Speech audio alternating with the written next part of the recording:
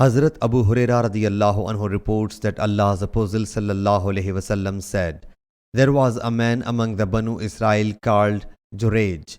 When he was performing prayer, his mother came and called him. He did not reply and said to himself, 'Should I give response or perform the prayer?' She came again and said, 'O Allah Jalla Jalaluhu, do not cause him to die until he faces a whore.' When Jurej was in his hermitage, a woman said, 'I will entrap Jurej.' She appeared before him and expressed her intention, but he refused. She went to a shepherd and entrusted herself to him. Then she gave birth to a son and said, 'It is of Jurej.' The people came and demolished his hermitage, brought him down and revealed him. He performed ablution and offered prayer. Then he came to the boy and said, 'O boy, who is your father?' He replied, 'The shepherd.' The people said, 'We make your hermitage of gold.' He said, 'No, but only of clay.'